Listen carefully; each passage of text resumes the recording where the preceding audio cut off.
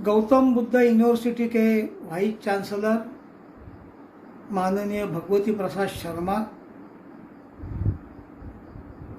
घुमंतु जाति उत्थान न्यास के अध्यक्ष माननीय गोविंद गुप्ता जी, डॉक्टर नीति राणा डीन और इस वेबिनार के संयोजक डॉक्टर विवेक कुमार मिश्रा, सह संयोजक प्रवीण आधाना, ऑल प्रोफेसर्स, संशोधक, विद्यार्थी, स्कॉलर्स और इस विषय में रुचि रखने वाले सबको मेरा प्रणाम। आज हम इस वन डे नेशनल वेबिनार में एक विषय पर संशोधन, चिंतन, मनन करने के लिए इकट्ठे हुए हैं। विषय का नाम है the most neglected DNTs, denotified nomadic and semi nomadic tribes in Indian society.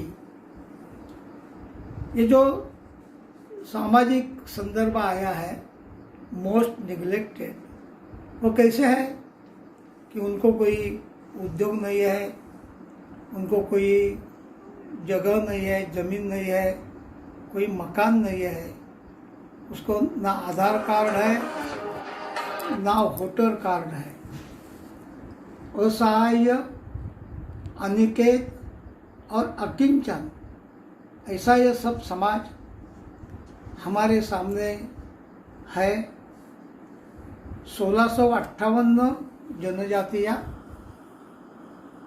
और 15 करोड़ उनकी आबादी, इतना विशाल एक समाज पूरे देश में रहता है, जिसमें बंजारा, कालबेलिया, गोंधड़ी, नट, कंजरभाट, वंजारी, बहुरूपिया, सपेरा, मदारी, बहेलिया, बक्करवा, गुज्जर, गाड़िया लोहार, सिकलीगर, कुजबन, नायक, रेबारी, सासी, देवी पूजक, वादी, जोशी, घिसाड़ी, भूते, भोपे, आराधी, बेलदार यानी ओढ़, धनगर, पाद, तिरमल, ऊंट वाले, ऐसे अनगिनत समाज जीवन जीने वाले हमारे सामने सब लोग हैं। और उनकी जो स्थिति है, इस स्थिति के बारे में आज मैं आपके सामने, जिसको की नोट एड्रेस कहते हैं, वो रखने के लिए यहाँ प्रयास कर रहा हूँ। हम जानते हैं कि पूरे विश्व में जब सामाजिक सोशोलॉजी का विषय सामने आ गया, तो ऑगस्ट कॉम्टे, ये पाश्चात्य विद्वान को एक इंटरनेशनली इस विषय पर अभ्यास करने के लिए उनको सोशियोलॉजी के जनक माने जाते हैं। और उस समय उनके जैसे ही अनेक लोगों ने काम किया है, जैसे हर्बर्ट स्पेंसर है, कार्ल मार्क्स है, वेस्टरमार्क है, मैक्स वेबर है, इमाइल दर्खिम है, हॉब हाउस है, Merton, CH Cooley, Talcott Parsons, Ferdinand Tonnies, doctor TK Oommen. इस तरह अपने देश में भी डॉक्टर श्री वेंकटकर, GS भुरे, राधा कमल मुखर्जी, VN दत्त, KP चट्टोपाध्याय, ब्रजेंद्रनाथ शीर, AK कुमार स्वामी, BK सरदार, SC Roy, DP Mukherjee, AK अनंत कुमार अयंगार, B रघुरामैया, इस तरह के अनेक समाजशास्त्री, सामाजिक विषय में चिंतन करने वाले लोग सामने आ गए। TK उमन, इन्होंने इंडियन सोशियोलॉजी नाम का एक ग्रंथ लिखा है और इस पर बहुत सारी उन्होंने चर्चा किया है, और जिसका मैंने अभी नाम लिया, उच्चार किया, उन्होंने भी इसके बारे में बहुत अभ्यास किया है। लेकिन भारतीय संदर्भ में जब हिंदू समाजशास्त्र, भारतीय विद्या अध्ययन मानव वंश संरक्षण, पुरातत्व संशोधन, इस तरह के विषय सामने आ गए और उस पर जब संशोधन हुआ, चर्चा हुई, अनेक किताबें लिखी गई। उसमें से एक मानव शास्त्र जिसको एंथ्रोपोलॉजी कहते हैं, मानव वंश शास्त्र एथनोलॉजी कहते हैं, और भारतीय विद्या अध्ययन इंडोलॉजी जिसको कहते हैं, इसका विकास हो गया। और इस विषय में से अनेक विषय जो सामने आ गए और उसके आधार पर अनेक लोगों ने इसमें काम किया है। जैसा मैंने कहा कि भारतीय संदर्भ में 1934 में एस.सी. रॉय, ये सोशोलॉजिस्ट ने, समाजशास्त्रज्ञ, बिहार प्रांत की विमुक्त घुमंतु जनजाति नाम का एक ग्रंथ लिखा और पहली बार पूरे देश में एक विषय सामने आ गया। पहली बार विषय सामने आ गया कि ये क्या जीवन है, विमुक्त घुमंतु ऐसा जो जीवन है वो उसके बारे में कैसा सोचा जा सकता है, कैसे रहते हैं, जंगलों में रहते हैं, पहाड़ों में रहते हैं, और सामान्यतः समाज के साथ रहने का उनको कोई नहीं दिखता है, ये ऐसे क्यों स्थितियाँ है, इसके बारे में उन्होंने सामान्यतः ये जो जनजीवन है वो घुमंतु, इधर से उधर विचरण करने वाले ऐसे लोगों के बारे में उन्होंने पहली बार लिखा और इसके कारण अनेक विषय सामने आ गए। और जब हम इस बारे में विचार करते हैं तो ध्यान में आता है कि हमें ये मालूम है कि 1871 में स्टीफन नाम के एक अंग्रेज अधिकारी ने क्रिमिनल ट्राइब एक्ट वो हमारे देश में लाया। जन्मजात गुनहगार, बाय बर्थ गुनहगार, एक भयानक मानवता विरोधी ऐसा उन्होंने किया और इसके कारण पूरा समाज ये हमारे समाज में से टूट गया। ओरिजिनली जो मेन स्ट्रीम जिसको कहते हैं उसमें से उनको अलग कर दिया और अलग करने के बाद उनकी नागरिकता जो है वो उन्होंने छीन लिया, उसको नागरिक का दर्जा भी नहीं दिया और समाज के साथ उनका कोई संपर्क न रहे, इसलिए उन्होंने पहले नोटिफिकेशन, बाद में रजिस्ट्रेशन, इस तरह के प्रक्रिया लेके बाद में एक तार के अंदर जिसको हम प्रोटेक्ट करने देखते हैं जैसे, तो उसमें रखते थे और समाज के साथ उनका नाता टूट गया। तो ये स्थिति क्यों आ गई? 1871 में ऐसा गवर्नमेंट ने क्या किया? हमारे देश का जब हम विचार करेंगे तो ध्यान में आता है 1757 से लेकर 1857 तक ये पूरे देश में जो गतिविधियां हुई है, इस पूरे गतिविधियों में हमारे देश के जो बहादुर जवान हैं वो कौन है? तो हमारे ध्यान में आ जाएगा ये डीएनटी लोग ही उसमें से अगवा थे और उन्होंने बहुत बड़ा संघर्ष उनके साथ किया है। हम जानेंगे तो आश्चर्य लगेगा कि जो पहला किसी का नाम ही लेना है तो हमारे तमिलनाडु के पुलिथेवर राजा ने उन्होंने जो 1715 से 1767 का उसका कालखंड है, इस कालखंड में उन्होंने बहुत बड़ा युद्ध किया और अपने समाज के बारे में अपने जो विरोधी थे, दुश्मन थे, उनको बहुत ही दहशत उन्होंने पैदा कर दी थी। इसी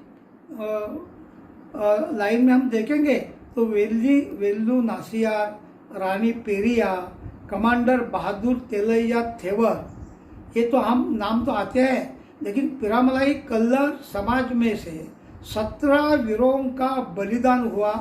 हमारे देश में जालियनवाला बाग जिसको हम कहते हैं, ऐसा एक जालियनवाला बाग, एक हत्याकांड वो तमिलनाडु में हुआ था। तो पिरामलाई कल्लर समाज के 17 लोगों का वहाँ बलिदान हुआ था 1920 में। इसी समय इसी तरह हम देखते हैं कि मारवाड़ समाज तमिलनाडु में है, वह आज़ाद हिंद सेना जो सुभाष चंद्र बोस की अगुवाई में चलती थी, उसमें 40,000 सैनिक ये मारवाड़ समाज में से न डीएनटी समाज में से थे। हम आज देखते हैं तमिलनाडु में जाने के बाद कि सुभाष चंद्र बोस जी के बारे में इतनी श्रद्धा है। इसका एक कारण है, जैसा मुथुराम लिंगम थेवर ये उस सेना में एक बहुत बड़ा जिन्होंने हिस्सा लिया था ऐसा था। वैसे महाराष्ट्र में और पूरे देश में भी ऐसे अनेक लोग उत्पन्न हो गए। उमाजी राजे नाईक 1826 से 1831 तक सब अंग्रेज लोगों को उन्होंने जेजुरी का जो खंडोबा हम मानते हैं उस परिसर में, पुरंदर जो किला था उस परिसर में उन्होंने अंग्रेजों के विरुद्ध एक जंग शुरू किया और उसके लिए वही जाहिरनामा उन्होंने प्रकाशित किया। और उस जाहिरनामा में पहला छत्रपति शिवाजी महाराज के बाद ये पहला आदमी है कि जिन्होंने स्वातंत्र का जाहिरनामा प्रकाशित किया। और उन्होंने इस तरह का संघर्ष किया कि हम देखते हैं कि उनका कैसा करें, उसका बंदोबस्त कैसा करें, उसको यहाँ से कैसा भगा देंगे, इसका विचार करते समय अंग्रेज थक गए। उन्होंने मद्रास, कलकत्ता, दिल्ली, मुंबई, पुणे यहाँ के जो सैन्य के पुलिस दल के प्रमुख थे, सैन्य के भी काम करने वाले लोग थे, उनको इकट्ठे बुलाया। और ये उमाजी नाईक का क्या करेंगे इसका उनको विचार करना पड़ा। उस समय एक कलेक्टर ने लिखा था, अरे ये शिवाजी राजे जैसा है, वो भी हो सकता है इसमें से, वो सब आज़ादी चाहते हैं। इस तरह का संघर्ष करने वाले राजे उमाजी नाईक, हनद बाबा, छोटू शिव लमाण, राजे बागोजी प्रतापराव गर्जे वंजारी, धर्माजी मुंडे, धर्म प्रताप शिव वंजारी, शमशेर सिंह भोसले पारदी या बहिरयाम जिनको कहते हैं, रानी दुर्गावती, रानी अवंतिकाबाई लोधी, झलकारी बाई, क्रांतिवीर हर देसाई, क्रांतिवीर गणेश महतो, राजा सुहेल देव, राणा रणजीत सिंह महाराज, तंटा भिल्ल, बिरसा मुंडा, ऐसे कितने अनगिनत नाम है कि जिसके बारे में हम ऐसा जैसा विचार करते हैं ध्यान में आता है कि उन्होंने अंग्रेजों के सामने ऐसा एक संघर्ष खड़ा किया कि अंग्रेजों को कुछ समझ में भी नहीं आता था करना क्या है, इनकी कैसी व्यवस्था करना। जंगल में रहते थे, और जब अंग्रेज यहाँ से उधर जाते थे उसके हल्ला करते थे, उनको लूटते थे। इस तरह का एक वायुमंडल उन्होंने तैयार किया। और हमारे देश में एक 1857 का जो स्वातंत्र युद्ध हुआ उसमें एक बहुत बड़ा रोल जिसको कहते हैं वो विमुक्त घुमंतुओं का था।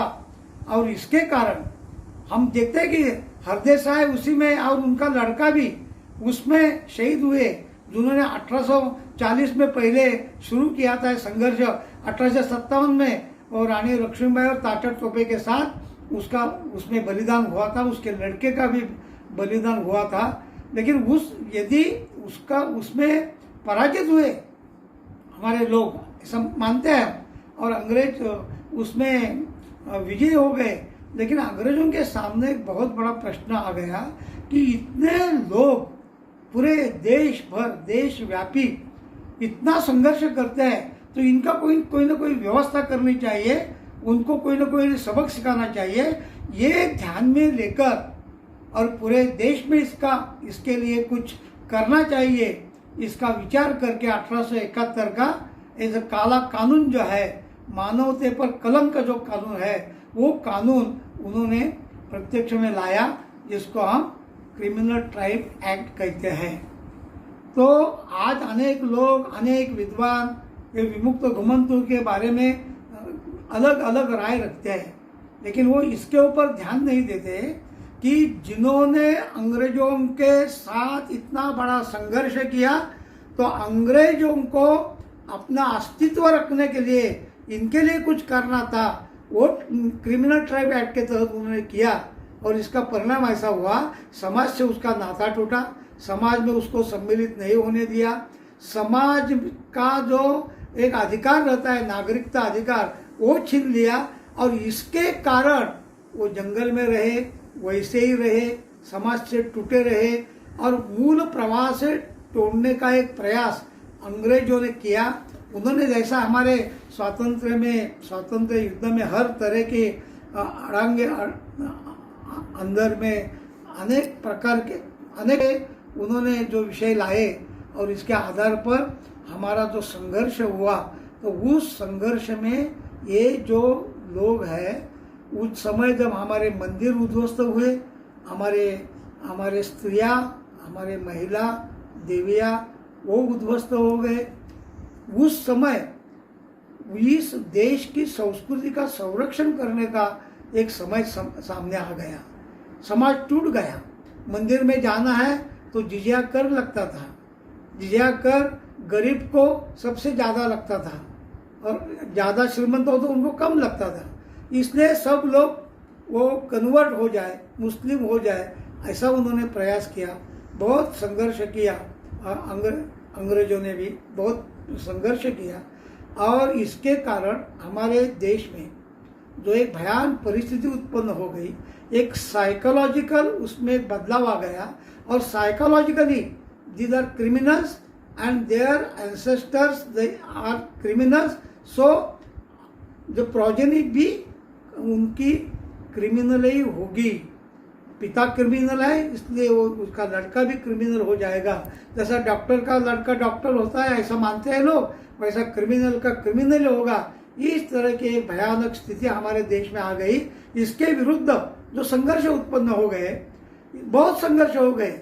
1911 का है, जेल कमीशन बाद में बिठाया वो है, वो जब इसमें रखते थे अलग करके और उनको समाज के नाता तोड़कर उनको जब रखते थे तो उनका जीवन निर्वाह कैसा होगा, उसमें से बाहर तो आना नहीं। यदि बाहर आना है तो इसके लिए कोई न कोई अटेंडेंस का एक रूल लगाया, और रात को भी अटेंडेंस लेते थे। इस तरह की एक साइकोलॉजिकली उनको क्रिमिनल और समाज के नाता तोड़ने जैसे कर दिया। समाज में जब इस तरह का संघर्ष हुआ और समाज उद्ध्वस्त हुआ, उस समय जो समाज आगे आ गया कि जिन्होंने देव धर्म संस्कृति, हमारी संस्कृति क्या है, वो लोगों के घर घर में जाकर कहा, उसमें गोंदड़ी है, भूते है, भोपे है, काशी कापड़े है, जोशी है, सरोदे है, वासुदेव है, पिंगड़ा है, आराध्य है, ये जो सब लोग हैं, तो सुबह सुबह घर घर जाके उनको हमारे देश की स्थिति बताते थे। हमारे देव कैसा है, मंदिर कैसा था, इसकी प्रतिकृति भी सामने साथ में लेते थे। हमारे देवी पूजक समाज है, हमारे विविध प्रकार के जो समाज है, उनकी जो एक स्थिति रहती है, हम देखते हैं कि इसके कारण समाज में एक भय पैदा करने का जो प्रयास किया, तो उस समय इन लोगों ने ये हमारी संस्कृति, हमारा धर्म, हमारे मंदिर, हमारी देव देवता, उसका ज्ञान पीढ़ियों तक हमारे समाज में उन्होंने देने का प्रयास किया। इसके कारण जब स्वातंत्र्य हमें मिला, स्वातंत्र्य में भी जब इस तरह की बातें आ गई, तो बार बार हमारे देश धर्म संस्कृति का हमें संज्ञान देने वाले लोग यही है। तो जिसको आज विमुक्त कहते हैं वो धर्म रक्षक है, they are freedom fighters. And जिसको हम विमुक्त घुमंतु या अर्ध घुमंतु बोलते हैं, they are culture savers, they are धर्म संरक्षक। तो एक बार धर्म संरक्षक और धर्म का संरक्षण करने वाले ये सब लोग जो है, ये हमारे पूर्वज है, वो जिनको हम आज डीएनटी बोलते हैं। तो मूलतः ये विषय हमारा है, वो ध्यान में लेकर इसके बारे में चिंतन होना चाहिए। वो 1871 से 1947 तक तो यही चल रहा, 47 से लेकर आज तक भी यही चल रहा। अनेक आयोग आ गए, पहले जेल कमीशन आया, स्टार्ट कमीशन आया, मुंशी कमीशन आया, अंत्रोड़ीकर कमीशन आया, अयंगार कमीशन आया, लोकूर कमीशन आया, इस तरह के वेंकटचलैया कमीशन आया, उसके पहले मंडल कमीशन आया, रेणके कमीशन आया, इदाते कमीशन आया, इतने कमीशन हो गए। इस कमीशन में काका कालेलकर का एक कमीशन था, ओबीसी के लिए था वो। तो ये सब आने के बाद तो भी आज तक हम देखते हैं कि हमारे संविधान में धारा 340 ओबीसी के लिए है, 341 एससी के लिए है, 342 एसटी के लिए है। तो जब हमारा प्रजातंत्र हो गया 1950 में, तब हमारे देश में एसटी और एससी को तो संरक्षण मिल गया, लेकिन ओबीसी को नहीं मिला। और इनका कहीं उल्लेख ही नहीं, डीएनटी का कहीं उल्लेख ही नहीं। जब काका कालेलकर ने दिया तो उसमें 2 पैराग्राफ केवल डीएनटी के लिए है। लोकूर कमीशन ने तो ऐसा बताया कि हमें समय नहीं है हमारे पास, और इसलिए हम इसके बारे में कुछ नहीं कर सकते।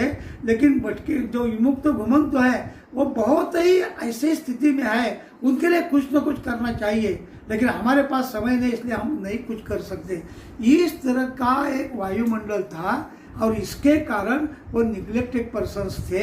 एक कारण मुझे ऐसा लगता है कि वो संगठित नहीं थे, गांव गांव भटकते थे, एक जगह रहते नहीं थे, टेंट में रहते हैं, जंगल के सहारे रहते हैं, कोई प्राणी के साथ कोई विषय करते थे, कोई ऊंट वाले हैं, कोई गाय और बैल लेके जाते हैं, कोई दरवेशी बनते हैं, कोई पैरट जैसा लेकर, कोई माकड़ जो मंकी कहते हैं उनको लेकर, ऐसे कुछ न कुछ अपना व्यवसाय भी करने लगे।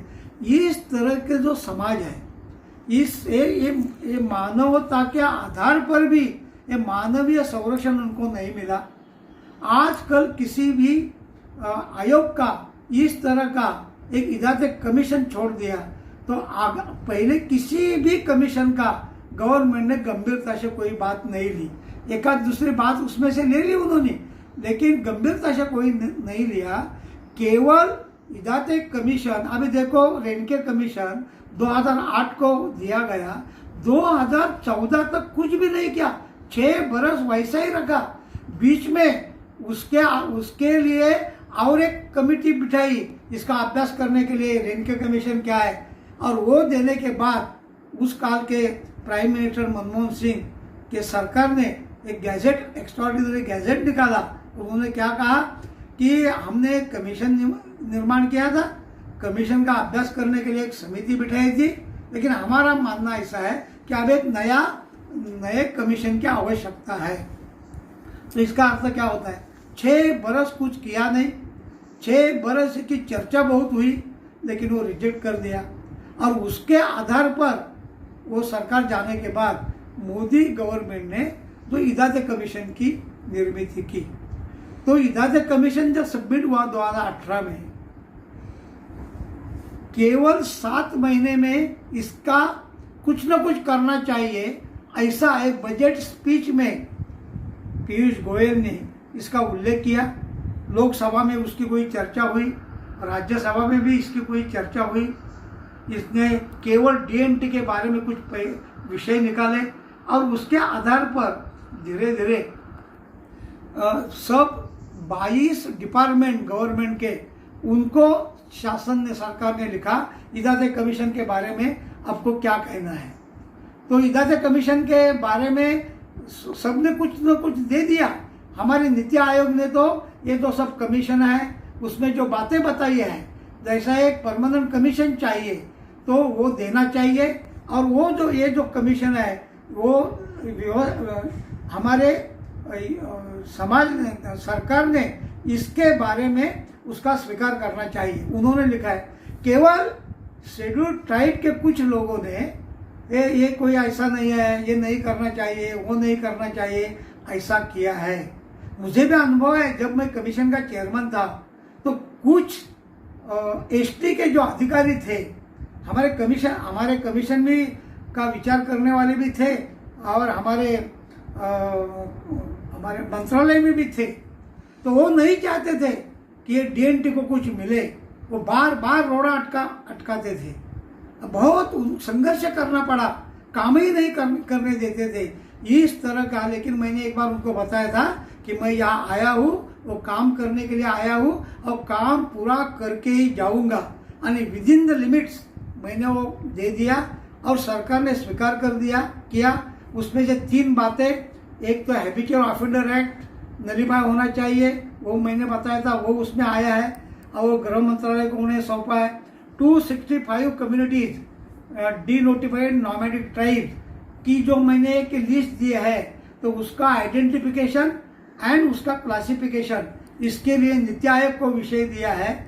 और ये सब विमुक्त घुमंतु जनजाति के लिए, उसके कल्याण के लिए, उसके विकास के लिए भारत सरकार ने एक बोर्ड बनाया है और विमुक्त घुमंतुओं के जीवन में एक नया मोड़ आ जाए, ऐसा उन्होंने प्रयास किया है। और कर्म धर्म संयोग बोलो या परमेश्वरी इच्छा बोलो, मैं ही उसका फिर से चेयरमैन हमारे प्राइम मिनिस्टर ने मुझे बनाया है।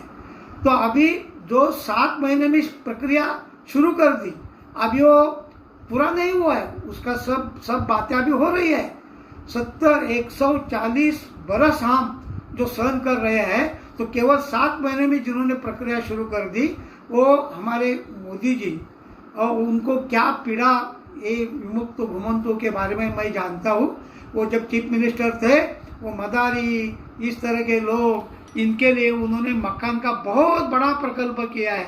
आज हमारे पूरे देश में, गुजरात में बहुत बड़ी संख्या में, लाखों की संख्या में लोगों को मकान उन्होंने बनाकर दिया है। मैं उनकी पीड़ा जानता हूँ, लेकिन ये पीड़ा प्रशासन में रहने वाले सबको मालूम है ऐसा नहीं, किसी ने सुना है ऐसा भी नहीं, इसलिए कुछ समय उसमें जाएगा। लेकिन वो भी बोर्ड के आधार पर पूरे देश में जो विमुक्त घुमंतु है, उसके लिए कुछ न कुछ हम कर सकेंगे, ऐसा मुझे लगता है। इसका समापन करते समय मैं इसका उल्लेख करूंगा कि हम चोर लुटारू नहीं, हम योद्धा हैं। हम भिखारी नहीं, जन जागरण करने वाले धर्मदाता हैं। हम भक्षक नहीं, रक्षक हैं। प्राचीन वैभवशाली भारतीय संस्कृति के हम निर्माता हैं। हम विदेशी आक्रमणों से लड़ने वाले स्वतंत्रता सेनानी हैं। हम धर्म तथा राष्ट्र का जागरण करने वाले राष्ट्रभक्त हैं, धर्म रक्षक हैं। अतः उठिए, जिस भयानक गर्त में हम फंसे हैं उसके बाहर आए, अपना हक प्रस्थापित करने के लिए संघर्ष सिद्ध हो, राष्ट्र का उत्थान करने के लिए कर्तव्य की भावना जागृत करें। हमारा मार्ग योग्य है, उसे प्रशस्त करें। हम एक है, हमारी संस्कृति एक है, हमारा राष्ट्र एक है। उसके लिए हम सब हाथ में हाथ डालकर भारत माता को परम वैभव के शिखर पर पहुंचाने का मार्ग प्रशस्त करें। इसी के साथ मैं मेरे वाणी को विराम देता हूँ। धन्यवाद।